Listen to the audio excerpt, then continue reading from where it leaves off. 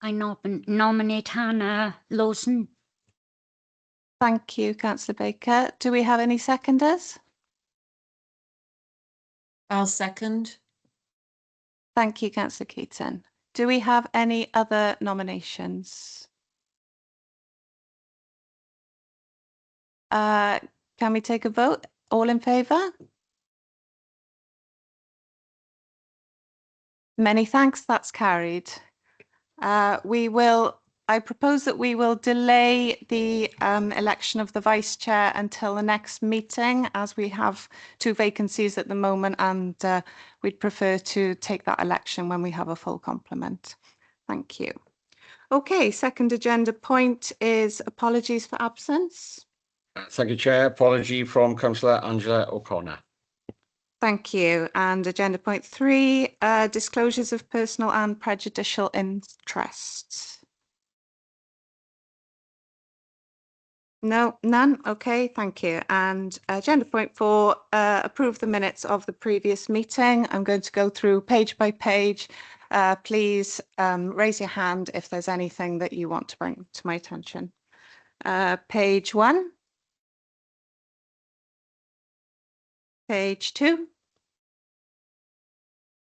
Page 3. And page 4. Can I have a proposer to agree the minutes? I propose that. Thank you, Councillor Baker. And a seconder? I'll second. Thank you, Councillor Keaton. Okay, that's minutes approved. So next agenda point, number 5, we're bringing the report to committee on street electrical vehicle home charging trial update. And so we have officers with us today who are going to go through the report with us. If that's okay, over to you. Sorry, Councillor Stevens. No, that's fine, Chair. Thanks. Yeah, sorry. I just wanted to take a very brief intro on the report, and then I'll hand you over to the experts that we've got in the room with us. So, yeah. So just the report itself, as I'm sure everyone's aware, it gives a update on our EV home charging pilot. The trials testing new cross pavement charging channels that allow residents without driveways to safely charge their vehicles from home, which, as we all know, allows for access to cheaper, more convenient home charging, which can help increase the potential audience for EVs across the city and county. I know we've had an excellent response from residents wanting to take part, and the trial will help us understand what works well before we look to anything wider.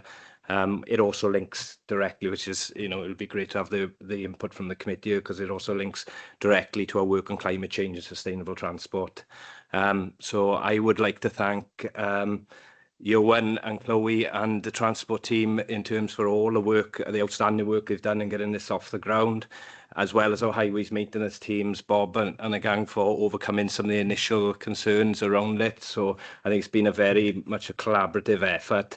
And it would be remiss of me not to mention Councillor Andrea Williams for her earlier leadership of this area. She was instrumental in the beginning, and having taken over this element from her portfolio certainly helped me hit the ground running. So without further ado, I'll leave it to the officers that know a lot more than me on this subject. So. Thank you. Is this on? Yeah, thank you everyone for inviting us today to present. I'll aim to provide kind of a brief overview of what we've done to date in the trial, its purpose and context, and the next steps in delivering it. Just so for some background, we were awarded capital grant funding in March to proceed with this initiative. Before that, there was a lot of pre-trial work that went into identifying the preferred solution, and to put together that business case for us to be awarded funding to then proceed with it. So just for a bit of background and rationale, really, the council is inundated with requests from residents requesting this type of infrastructure to be installed across the footway. Obviously, there's a lot of implications for the council with regards to that. So, you know, it's an emerging problem. As EV adoption increases, we're going to see more of this, and it's important that the council is shown to be working to overcome these issues. So just for a bit of context, 25% of Welsh homes do not have off-street parking, and obviously this would limit EV adoption in the current climate. Public charging is more expensive than home charging. 90% of users who purchase an EV charge at home. And yeah, cross-payment solutions ultimately allow residents without driveways to safely charge EVs parked on the street, which potentially would increase EV uptake. So as a highway authority who maintains public highway, including footways, the Swansea Council would be the enabler for any on-street residential charging apparatus being installed on the public highway in our local authority area.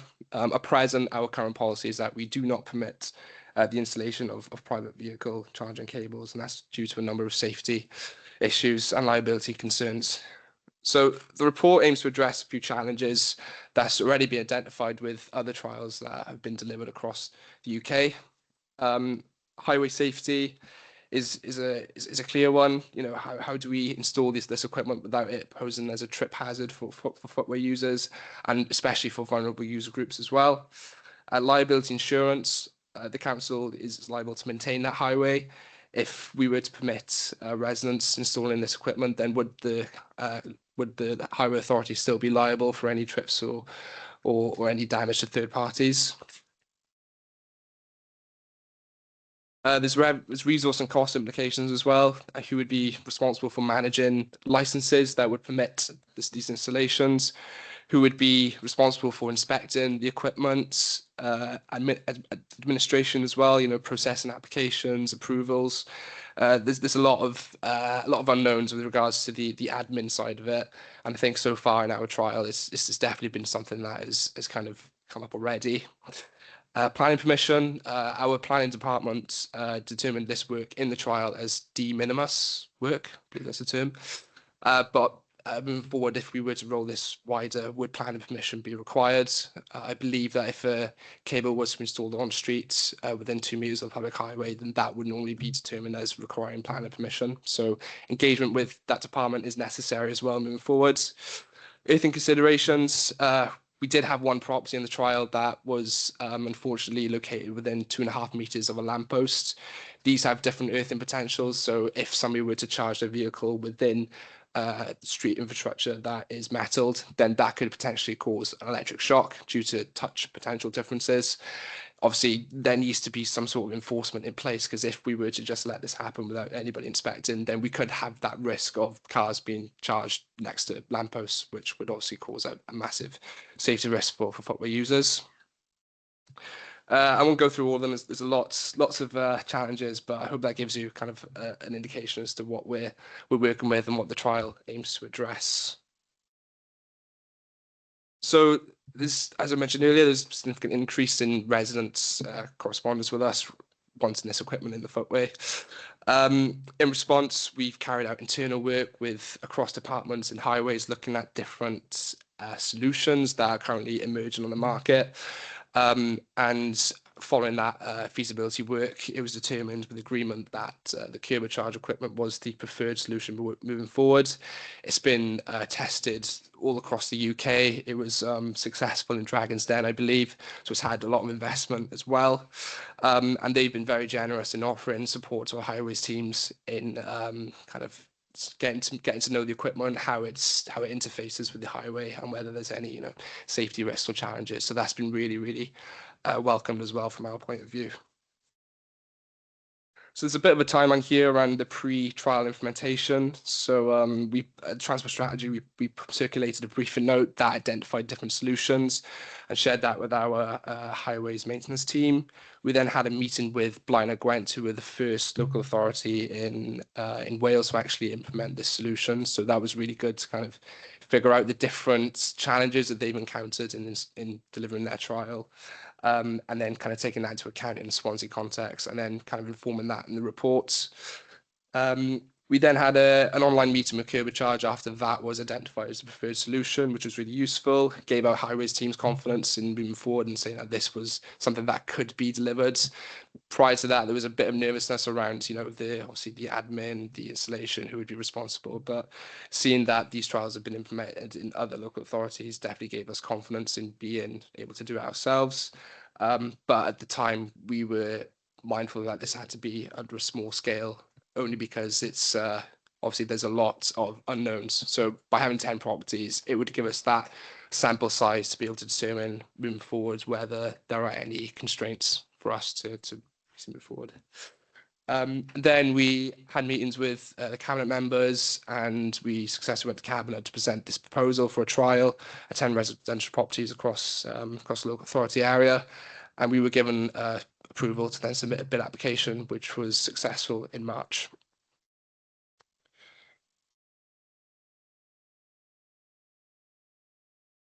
So the trials, it's been kind of in its implementation phase since March this year. We advertised the trial on our council webpage. We worked with our comms team to advertise it as much as possible, trying to increase buy-in and to make sure that everyone had an equal opportunity to apply to participate. In all, we received 41 applications in total were submitted by residents across Swansea, which well, the allocated number of spaces was 10, so that shows an oversubscription and demand for that, which would obviously inform the business case development, which this trial ultimately aims to achieve. And then we assess the criteria for people to partake in the trial based on whether they own an EV. Obviously, that is a major eligibility criteria. If they don't own an EV, then obviously they're not eligible to make the trial. Whether they use their car for work-related purposes. If they use it as part of a fleet, then obviously their charging requirements would be increased because they're using it more than just like daily commuting, and frequency of charging, and as well as that, the ability to regularly park outside the property. We didn't just want to target properties where somebody can park there easily. We wanted to test the solution across different charging scenarios whereby somebody may have difficulty parking outside the property. How would that impact the use of this curb charge channel?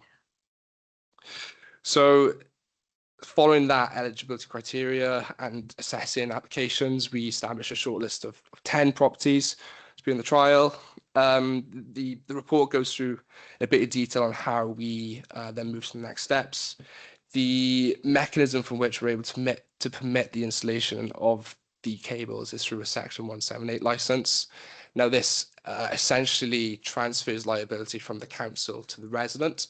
So if somebody were to trip over that cable channel in the footway, then the resident would then be liable for any damage to third parties. As part of the trial, we are mandating that residents take out public liability insurance against that license. So if somebody were to trip, then they are covered against that through their insurance document or their insurance policy. And that is the stage where we're at currently. So we are in the process of getting residents to submit evidence to us to say that, yes, we've got that insurance in place. This says in our insurance document that our insurance policy covers trips for electric charging cables.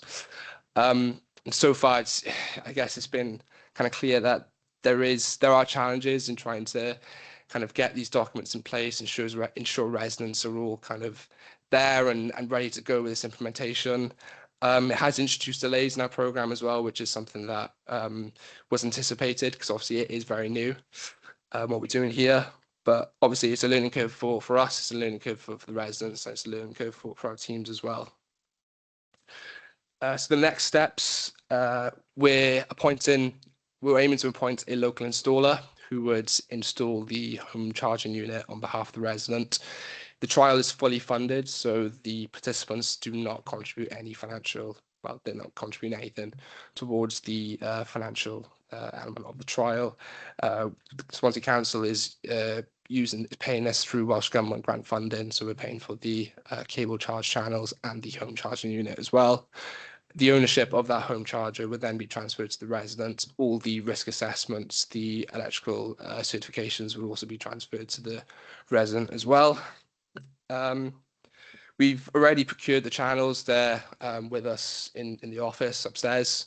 So they're all ready to kind of be installed. It's just a matter of getting those Section 178 licenses signed and ready to go, really. So we've got a monitoring and evaluation plan in place. This is going to be really crucial in assessing whether, well, assessing feedback from different user groups, trying to identify emerging themes. So we're aiming to engage with disability groups prior to the installation of the curb charge equipment, trying to get their insights on how they, how they perceive the equipment to be, and then post implementation, we want to then try to gather their feedback on what the impact on the streetscape might be from their perspective. We'll also engage with the participants at set intervals, probably every 3 months, to have a survey, try to gather what their feedback is on the equipment, if they're experiencing any difficulties. And all of this will ultimately inform our evidence base for us to inform our future on-street charging strategy, really. So it's all kind of being put into place now. And yeah, the next stage really is to implement the scheme. So yeah, I hope the report provides an overview where we are. It provides, there's an Appendix A which gives a kind of some screenshots of our web page, which was used to promote the trial, and there's some background papers in there as well if you're interested in learning more or reading more about different various trials and kind of best practice guidance on cable channels across the UK. So yeah, hopefully that was a sufficient overview of the trial. That's fantastic. Thank you. I'll open up for questions. Any committee members have questions so far? Councillor Baker. No, you were saying about they'll have to have public liability insurance. Have it been made really clear to these people that they got to have it? Otherwise, if anything happened, they are liable to pay out thousands and thousands.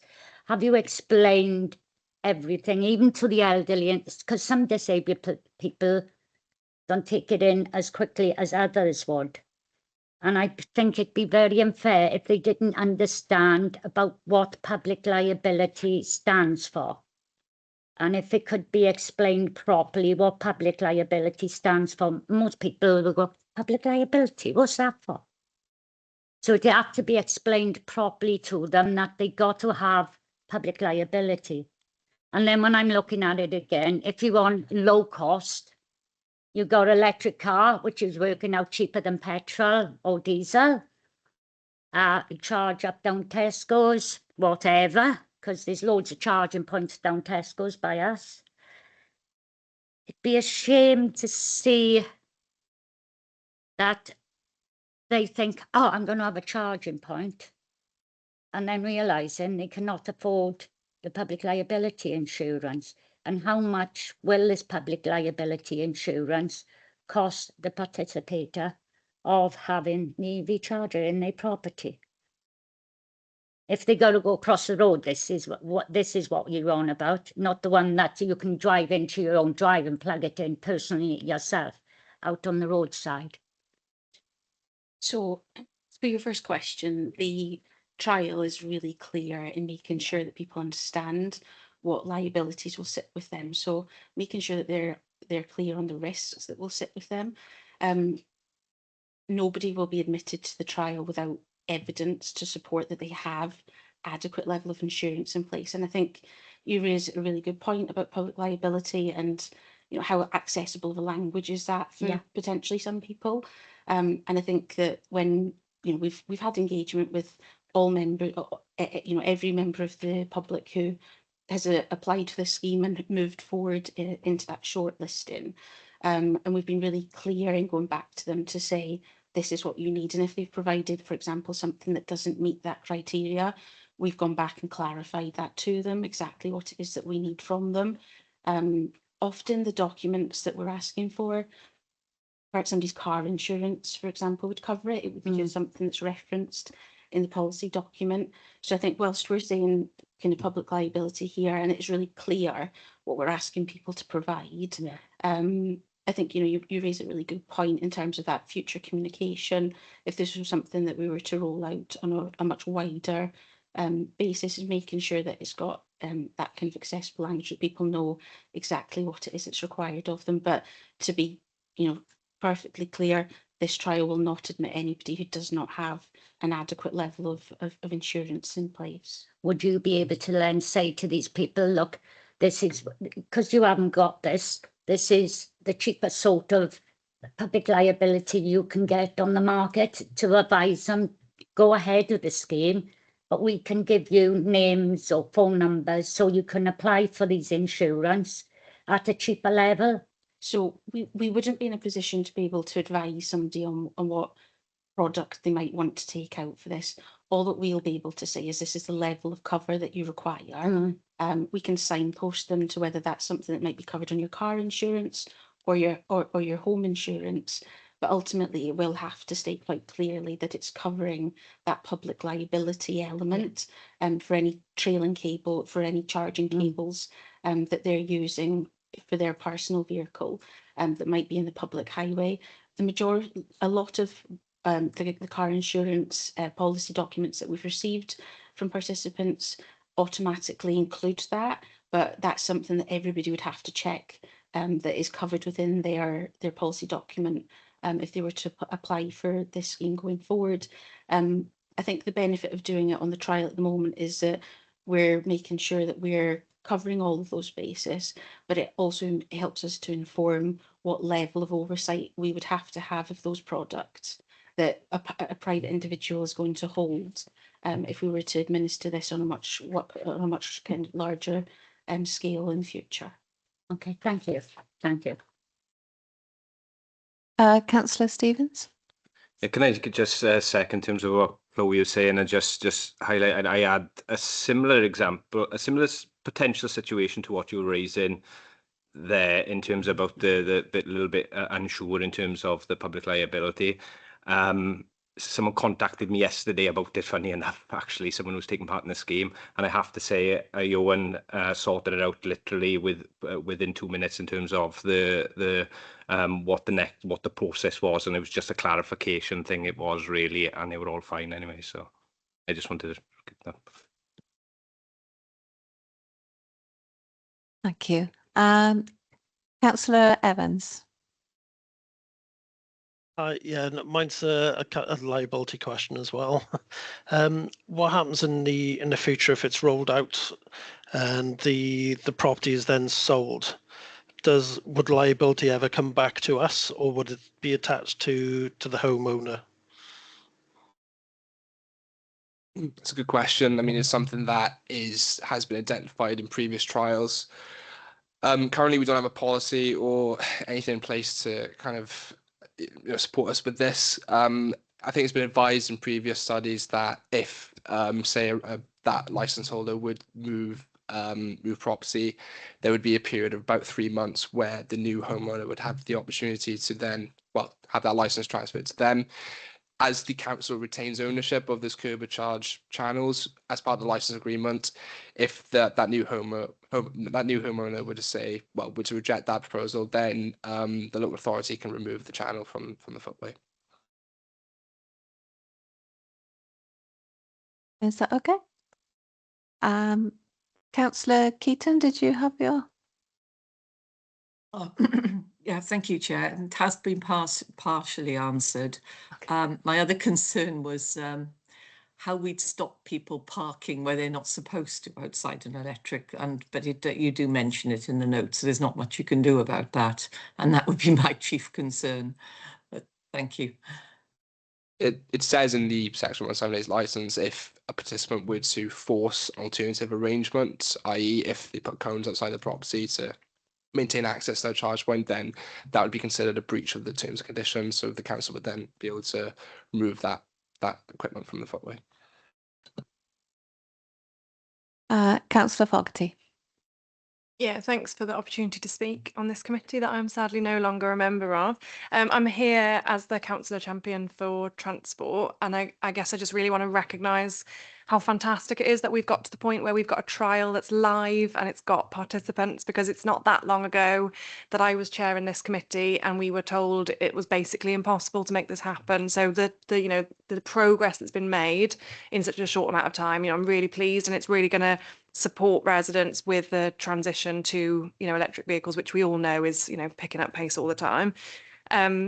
I guess my question is, I get approached on EV charging a lot in my role, as councillor champion, whether it be access to public chargers, the speed of those chargers, the cost of those chargers, and then also this issue of residential parking and making it equal access, regardless of the type of property that you've got. And I know that this trial is only 10 spots, which is obviously quite limited, and we had 4 times that apply. But honestly, I'm surprised it wasn't higher in terms of the amount of correspondence that I've received. So I guess, do you have any insight as to why that might be? Do you think people might have been put off a little bit by the fact that it is quite a small trial, and perhaps they felt, well, there'll be hundreds of people going for that and self-selected out? Do we have any further measures that will be taken to kind of test the size of the market for if we do go forward with a rollout further? I think that's a really good question. I think, we've been having correspondence from lots of members of the public for years on this exact issue, because it's driven by people wanting to access their domestic energy supply, which is a lot cheaper, as Johan has referenced. I think 41 respondents to the kind of expressions of interest. I think whilst it's really positive in terms of it being oversubscribed from the 10, I think it is reduced from what potentially we thought it might have been. What I would supplement that with, though, is that the amount of correspondence that we have received in our attached inbox to our kind of zero emission transport has seen a huge uplift in the number of people who've inquired subsequent to the trial expression of interest closing, who've asked whether they can have like a late application to it, whether they can be considered for it. So I think in part, whilst Johan again had referenced about the comms that had taken place on it, I think sometimes it's just, if somebody hasn't picked that up through whatever channel they kind of use to kind of get their news and updates on the local authority, there's maybe more that we could do in that area going forward. But certainly I think, we are constrained by the number of spaces that we have on the trial at the moment. I think ideally we would have liked to have made it a little bit bigger, but the amount of time with the number of issues and challenges that we are kind of facing, and things that we knew we would from the outset, but also new things that we hadn't came across on certain properties, because every property is individual and that assessment is really crucial. But it's been really helpful and informative to kind of look at the scale of project like this and what it means for the local authority in implementing it. So I think that 10 is proportionate to what we can resource internally for this scheme at this moment in time. But I don't think that 41 who responded to that initial expression of interest is a representative sample of the actual number of people who would like to see this infrastructure for them. As you said, we've received lots of correspondence from people in this current year and years gone by. I mean, Councillor Andrew Williams has done a great deal of work in this area, and she was a real champion for wanting to have this trial in place. So I think that we've again had correspondence through Councillor Williams previously, wanting to kind of share that there's this desire from members of the public to have this infrastructure. So yeah, there's definitely a great desire to have it. In terms of your question about how do we kind of garner what that level is, I think the oversubscription is a good measure of that in some part. But I think, there are other ways that potentially we could engage with members of the public after we've kind of implemented this trial, with our findings of it, to kind of see where that level of interest lies. And I'm sure that whatever trial size we could have accommodated, I'm sure we would have been able to fill it if we hadn't received enough expressions of interest and gone back out. I'm sure that we would have been able to fill the trial up, but fortunately we weren't in that position. It was oversubscribed, but yeah, a positive trial for a lot of people who want to see this infrastructure on their streets. Thank you. Any other questions from committee? I've just got. Oh, sorry, Councillor Evans, back to you. No worries. It's basically to go back to Councillor Fogarty's point. It's I think there's a lot of people out there that are waiting for the infrastructure to be in place before they buy an EV car. I know I'm one of those people. I'm kind of waiting for something because I don't have a driveway. Then I would need something to be able to channel out to, so I could sort of park and charge on the street. So I think there's probably a lot of people in my position where we're just waiting for the infrastructure to be there in place, and then we can sort of go out then and switch to EV.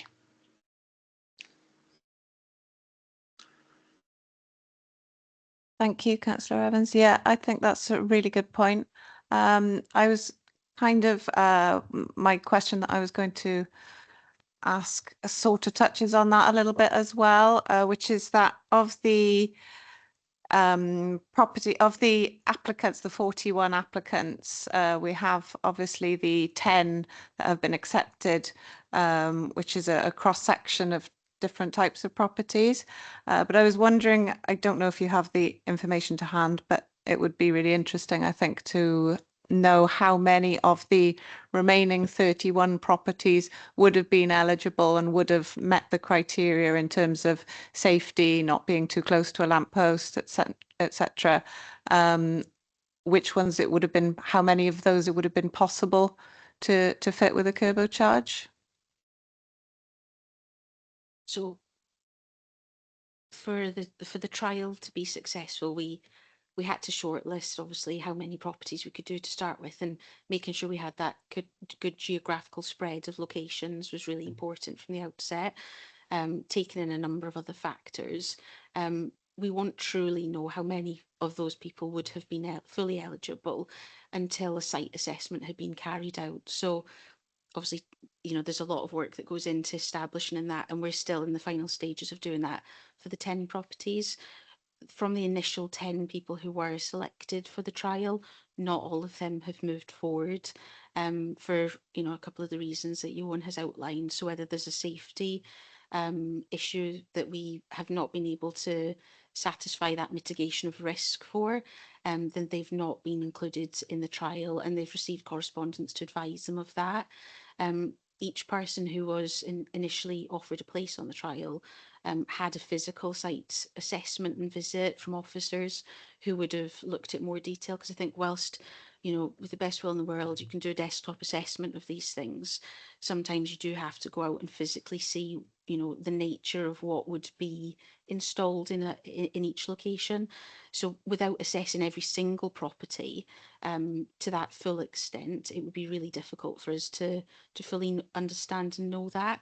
Obviously, we don't have the resources or the budget to be able to do that for every property, but we have been able to, of the ones who were subsequently not able to move forward, we've been able to offer that position in the trial to another person who was a little bit further down the list, and that's happened a couple of times, where we've gotten to a stage and, you know, everything has been fine, but if there's an issue that's been presented and we've not been able to overcome that issue or challenge, we've then had to remove that conditional offer that was originally made, and we've made that to somebody else who meets that criteria. So all spaces have been filled in that way, but to answer your question, we won't ever know fully how many of those properties would have been eligible unless we'd fully assessed every single one of them. Yeah, I understand. So without a site visit, it's difficult to know, and you're not going to conduct site visits to people who aren't part of the pilot. Not if there's not sufficient space for them, no, because obviously that also raises expectations and it takes time. So for each person that has been shortlisted on the trial, they've been very generous with their time in meeting with council officers. And so obviously we wouldn't want to set that expectation that they were necessarily going to receive infrastructure outside their property if there just wasn't sufficient space on the trial for them. So, and it would also be abortive works in part if funding didn't come forward in the future too. Thank you. And yes, the other point then I guess would be looking forward to the longer term. If the trial is successful and the pilot goes well according to plan, what is the what do you think the situation will look like after that ongoing for people who want to apply? Well, to be honest, we don't know at this stage. A lot of this is subject to funding availability. Whether moving forwards we were to mandate liability, public liability. At the moment, there's a few trials in the UK that have it as advisory. So obviously, because the council is not liable for that equipment, then it's up to the residents. In fact, it wouldn't really impact the council. And as well as that, we need to also set expectations around managing the trial from an internal point of view, whether there's resource in place to do it. Already with just the 10 trial sites, it's been quite an administrative burden from our team to try and get those get every documents and approvals in place. So yeah, there's a lot of uncertainty at this stage of the trial, but hopefully, you know, as the equipment's live and we've engaged with residents and there's more clarity from Transport for Wales, who are heavily involved in kind of encouraging local authorities to trial these equipments, then hopefully we'll be in a better position to understand where we are moving forward. That's great, thank you. Any further questions? Councillor Baker? One little one. Councillor Baker? In the future now, we got loads of new builds going on in and around Swansea. Will this be implemented in the new builds for EV chargers at properties of new builds? It would be nice to know that they can incorporate in these new builds, it's there then and it can be used. Makes sense to me, mind, on new builds. So, on roadside on new builds. so ultimately, anything that goes in from a kind of a new build point of view will be subject to the plan and permissions and the conditions that are placed upon that application. So it's not necessarily something that we will kind of advise on within this this document.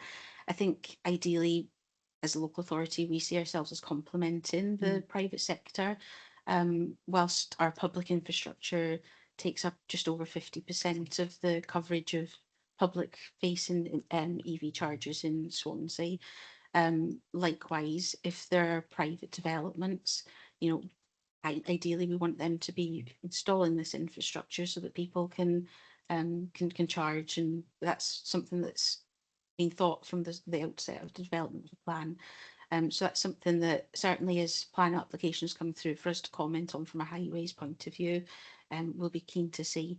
But ultimately they'll just need to make sure that they're complying with the Planning Policy Wales and any kind of objectives that are set in there. Yeah, but I would like to see it implemented on new builds, mind. I'd like to see that, so people that have or haven't got electric cars, if they know they got the point, it's going to work out cheaper for them to have an electric car rather than a petrol or diesel. So it would be nice to see that joined in within the of new builds, from anything from Pobl Council to private. It would be nice to see that added in there, that to add EV chargers like it have with the Swift and the smaller boxes and the back boxes. I think that, you know, some of our participants of this trial, people who applied, they are also people who live within, for example, whether it's a housing association. So it's making sure that, you know, those organisations are also looking to deliver that infrastructure if they're in the position to be able to do so, where the local authority perhaps doesn't have land ownership. But yeah, that's an excellent point. Thank you. Thank you. Any further questions or comments on this agenda point? I think that's everyone. So yeah, just like to say thank you to Ian and Chloe for talking us through what's quite a technical report and making it quite understandable and accessible. So many thanks for that. And also, as Councillor Stevens said, is for making it understandable, accessible for the applicants. So huge thanks from myself and the committee.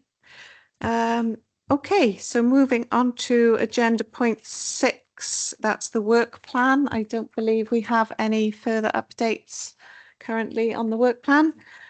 So that just leaves me to give you the date of the next meeting, which is Monday, the 10th of November at 3 p.m. And unless there's any further business, then the meeting will be closed. Okay, thank you. Thank you.